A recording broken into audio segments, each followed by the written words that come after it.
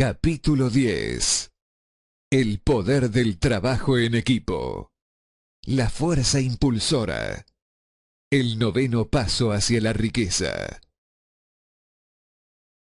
El poder es esencial para el éxito en el acopio de riqueza. Los planes son inertes e inútiles si no se dispone del poder suficiente para transformarlos en acción. En este capítulo describe el método mediante el cual una persona puede obtener y aplicar poder. Es posible definir el poder como conocimiento organizado e inteligentemente dirigido. El poder, tal y como se utiliza el término aquí, se refiere al esfuerzo organizado, suficiente para permitir a un individuo transformar el deseo en su equivalente monetario. El esfuerzo organizado se produce a través de la coordinación del esfuerzo de dos o más personas que trabajan para alcanzar un fin determinado, en un espíritu de armonía. El poder es necesario para lograr la acumulación de dinero, y también para conservar el dinero una vez ha sido adquirido. Averigüemos cómo se puede obtener el poder. Si el poder es conocimiento organizado, estudiemos las fuentes del conocimiento. A. Inteligencia infinita. Podemos ponernos en contacto con esta fuente del conocimiento a través del procedimiento descrito en otro capítulo, con la ayuda de la imaginación creativa. B. Experiencia acumulada. La experiencia acumulada del hombre, o esa parte de la misma que ha sido organizada y registrada, podemos encontrarla en cualquier biblioteca pública bien equipada. Una parte importante de esta experiencia acumulada se enseña en las escuelas y universidades públicas, donde ha sido clasificada y organizada. C. Experimentación e investigación. En el campo de la ciencia, así como casi en cualquier otro, los hombres se dedican diariamente a reunir, clasificar y organizar hechos nuevos. Esta es la fuente en la que debemos poner nuestra atención cuando el conocimiento no esté disponible a través de la experiencia acumulada. Aquí también hay que utilizar con frecuencia la imaginación creativa. El conocimiento puede ser adquirido a partir de cualquiera de las fuentes antes citadas y convertido en poder mediante la organización de ese mismo conocimiento en planes definidos y expresando esos planes en términos de acción.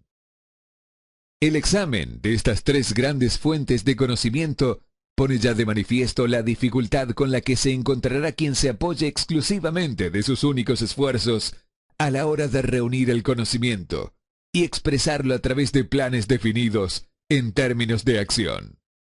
Si sus planes son amplios y si contemplan amplias proporciones, debe inducir, en general, a otros a cooperar con él, antes de poder inyectar el necesario elemento de poder en ellos.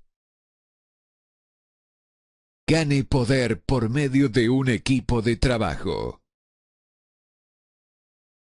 El equipo de trabajo puede ser definido como coordinación de conocimiento y esfuerzo, en un espíritu de armonía, entre dos o más personas, para el logro de un objetivo definido. Ningún individuo tendrá un gran poder sin tener el equipo de trabajo a su disposición. En un capítulo anterior ya se han dado instrucciones para la creación de estrategias para transformar el deseo en su equivalente monetario. Si usted lleva a cabo esas instrucciones con perseverancia e inteligencia y utiliza la discriminación en la selección del equipo de trabajo, su objetivo estará medio alcanzado, incluso antes de que empiece a darse cuenta de ello. Así, para que comprenda las potencialidades intangibles del poder de que dispone mediante un equipo de trabajo adecuadamente seleccionado, explicaremos aquí las dos características del principio del equipo de trabajo, una de las cuales es de naturaleza económica y la otra de naturaleza psíquica. La característica económica resulta obvia. Cualquier persona podrá conseguir ventajas económicas rodeándose del asesoramiento, el consejo y la cooperación de un grupo de personas dispuestas a prestarle una ayuda honesta, en un espíritu de perfecta armonía. Esta forma de alianza cooperativa ha sido el fundamento de casi todas las grandes fortunas. Su comprensión de esta gran verdad puede llegar a determinar definitivamente su estatus financiero. La fase psíquica del principio del equipo de trabajo es mucho más difícil de captar. Quizás usted pueda admitir una sugerencia significativa a partir de la siguiente afirmación. No hay dos mentes que se junten sin crear por esto una tercera fuerza invisible e intangible que puede enlazar con una tercera mente. Tenga presente que solo hay dos elementos conocidos en todo el universo: energía y materia. Se sabe muy bien que la materia puede ser descompuesta en unidades de moléculas, átomos y electrones. Estas son unidades de materia que pueden ser aisladas, separadas y analizadas. Asimismo, estas son unidades de energía. La mente humana es una forma de energía, una parte de la cual es de naturaleza espiritual. Cuando las mentes de dos personas se coordinan en un espíritu de armonía, las unidades espirituales de energía de cada mente forman una afinidad que constituye la fase psíquica del equipo de trabajo.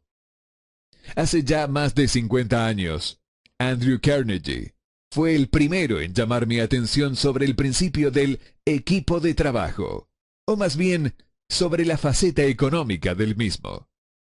El descubrimiento de este principio fue el responsable de la elección del trabajo de mi vida. El equipo de trabajo del señor Carnegie estaba compuesto por unos 50 hombres, de los que él se supo rodear con el propósito definido de fabricar y vender acero. Él atribuía toda su fortuna al poder conseguido producto de ese equipo de trabajo. Si se analiza la historia de cualquier hombre que haya acumulado una gran riqueza, y las de muchos de aquellos que han acumulado fortunas modestas, se descubrirá que todos ellos han empleado consciente o inconscientemente el principio del equipo de trabajo. No se puede acumular ningún gran poder por medio de ningún otro principio. ¿Cómo multiplicar el poder de su cerebro? La energía es el grupo de ladrillos universales de la naturaleza, a través de los cuales ella construye cada cosa material en el universo, incluso al hombre, y toda forma de animal y vida vegetal. A través de un proceso que solo la naturaleza puede entender completamente, ella traduce la energía en materia. Los ladrillos de la naturaleza están disponibles para el hombre en la energía comprometida al pensar. El cerebro del hombre es comparable con una batería eléctrica. Es sabido que un grupo de baterías eléctricas proporcionarán más energía que una sola de ellas. También es un hecho bien conocido que toda batería individual da energía en proporción al número y capacidad de las células que contiene. El cerebro funciona de una forma parecida. Esto explica el hecho de que algunos cerebros sean más eficientes que otros y conduce a la siguiente e importante afirmación. Un grupo de cerebros coordinados o conectados en un espíritu de armonía entregarán más energía de pensamiento que un solo cerebro, del mismo modo que un grupo de baterías eléctricas proporcionarán más energía que una sola batería.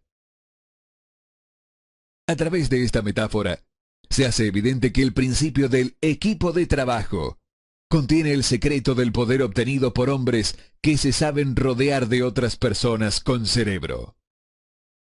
De ello se desprende otra afirmación que nos conducirá a una comprensión más exacta de la fase psíquica del principio del equipo de trabajo.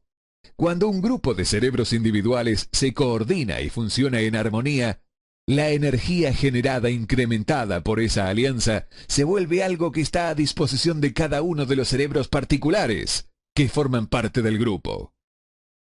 Es sabido que Henry Ford, empezó su carrera empresarial con el obstáculo de la pobreza, la falta de erudición y la ignorancia. También es un hecho bien conocido que en el inconcebible corto tiempo de 10 años, el señor Ford logró superar esos 3 obstáculos y 25 años más tarde se había convertido en uno de los hombres más ricos de los Estados Unidos. Si relacionamos con este hecho el conocimiento adicional de que los progresos más rápidos del señor Ford se hicieron patentes a partir del momento en que se convirtió en amigo personal de Thomas A. Edison, empezaremos a comprender cuál puede ser la influencia de una mente sobre la otra. Avancemos un paso más y consideremos el hecho de que las más increíbles hazañas de Ford empezaron a producirse tras haber conocido a Harry Firestone, John Burroughs y Luther Burbank, cada uno de los cuales era un hombre de gran capacidad cerebral. Y habremos encontrado nuevas pruebas de que el poder se puede producir mediante la amistosa alianza de las mentes. Hay pocas dudas de que Henry Ford es uno de los hombres mejores informados en el mundo de los negocios y en la industria. La pregunta sobre su riqueza no necesita ser discutida. Analice a los amigos personales más cercanos del señor Ford, algunos de los cuales ya han sido mencionados, y estará preparado para entender la siguiente afirmación. Los hombres participan de la naturaleza y los hábitos y el poder de pensamiento de aquellos con quienes se asocian en un espíritu de simpatía y armonía. A través de su asociación con Edison, Burbank, Burroughs y Firestone, el señor Ford añadió al poder de su propio cerebro la suma y la sustancia de la inteligencia, la experiencia, el conocimiento y las fuerzas espirituales de esos 4 seres. Es más, se apropió y utilizó el principio del equipo de trabajo a través de los métodos descritos en este libro. Y ese mismo principio también está disponible para usted. Ya hemos mencionado antes al Mahatma Gandhi. Tal vez la mayoría de los que han escuchado sobre Gandhi lo ven meramente como un pequeño hombre excéntrico que se pasea sin ropa formal y se busca líos con el gobierno británico. En realidad, Gandhi no es excéntrico, sino que es el hombre más poderoso vivo en estos momentos, estimado por el número de sus seguidores y su fe en su líder. Además, él es probablemente el hombre más poderoso que ha vivido. Su poder es pasivo, pero real. Estudiemos ahora el método por medio del cual obtuvo su tremendo poder. Eso es algo que es posible explicar en pocas palabras. Obtuvo poder al haber sabido inducir a más de 200 millones de personas para que se coordinaran, física y mentalmente, en un espíritu de armonía para alcanzar un propósito determinado. En resumen, Gandhi logró un verdadero milagro, pues eso es lo que sucede cuando se consigue que 200 millones de personas se vean motivadas, no forzadas, a cooperar en armonía. Si usted duda de hacer que 2 personas, sean las que fueren, cooperen en un espíritu de armonía durante cualquier período de tiempo prolongado. Toda persona que dirige una empresa sabe muy bien lo difícil que resulta que los empleados trabajen juntos en un espíritu parecido, aunque solo sea mínimamente, a la armonía. La lista de las fuentes principales de las que se puede obtener poder está encabezada, como hemos visto, por la inteligencia infinita. Cuando 2 o más personas se coordinan en un espíritu de armonía y trabajan juntas para alcanzar un objetivo definido, se sitúan a sí mismas, por medio de esa alianza, en posición de absorber poder directamente de la gran reserva universal de la inteligencia infinita. Se trata de la mayor fuente de poder existente. Es la fuente hacia la que el genio y todos los grandes líderes se vuelven, tanto si son conscientes de ese hecho como si no. Las otras dos grandes fuentes de las que es posible obtener el saber requerido para la acumulación de poder no son ni más ni menos fiables que los 5 sentidos del hombre. Y todos sabemos que los sentidos no siempre son fiables. La inteligencia infinita no falla. En capítulos posteriores, se describirán adecuadamente los métodos para contactarse con mayor facilidad con la inteligencia infinita. Este no es ningún curso de religión. Ninguno de los principios fundamentales descritos en este libro debería interpretarse como algo que tiene la intención de interferir con los hábitos religiosos de cualquier persona, ya sea de forma directa o indirecta. Este libro tiene el único fin de instruir acerca de cómo transformar el propósito definido del deseo de obtener dinero en su equivalente monetario. Lea, piense y medite a medida que vaya leyendo. El tema no tardará en desplegarse ante usted en su conjunto, y entonces podrá ver con la perspectiva necesaria. Lo que está viendo ahora son los detalles de cada uno de los capítulos separados. El poder de las emociones positivas. El dinero es tímido y evasivo. Tiene que ser procurado y obtenido por métodos no muy distintos a los que emplea una persona enamorada y decidida, que persigue a la pareja de sus sueños. Coincidiendo con ello, el poder utilizado en el acto de cortejar al dinero no difiere tanto del que se ocupa para cortejar a una mujer. Para que ese poder se utilice con éxito, en la obtención del dinero, debe ser mezclado con la fe. Debe ser mezclado con el deseo. Debe ser mezclado con la perseverancia. Debe ser aplicado mediante un plan, y ese plan debe ser puesto en marcha. Cuando el dinero aparece en grandes cantidades, fluye hacia aquel que lo acumula con la misma facilidad con que el agua fluye hacia abajo. Existe una gran corriente invisible de poder que puede compararse con la de un río, excepto que una parte fluye en una dirección, y se lleva consigo a todos los que se encuentran en ese lado de la corriente, en dirección a la riqueza, y la otra lo hace en la dirección opuesta, y se lleva hacia la miseria y la pobreza a todos los que no logran salir de ella. Todo aquel que haya acumulado una gran riqueza reconoce la existencia de esta corriente de la vida. Consiste en un proceso de pensamiento. Las emociones positivas del pensamiento forman el lado de la corriente que le lleva a uno hacia la fortuna. Las emociones negativas forman el lado de la corriente que conducen a uno hacia la pobreza. Esto contiene un pensamiento de una gran relevancia para todo el que esté siguiendo este libro con la idea de acumular una fortuna. Si se encuentra usted en el lado de la corriente de poder que conduce a la pobreza, esto puede servirle como una especie de remo, mediante el cual impulsarse a sí mismo hacia el otro lado de la corriente. Pero solo le servirá mediante la aplicación y el uso. La simple lectura y juicio sobre lo que lee, ya sea en un sentido o en otro, no le beneficiará en lo absoluto. Algunas personas pasan por la experiencia de alternar entre el lado positivo y negativo de la corriente, estando algunas veces en el lado positivo y otras en el negativo. La caída de Wall Street de 1929 barrió con millones de individuos del lado positivo al lado negativo de la corriente. Estos millones están peleando, algunos de ellos con desesperación y miedo, para volver al lado positivo de la corriente. Este libro fue escrito especialmente para esos millones.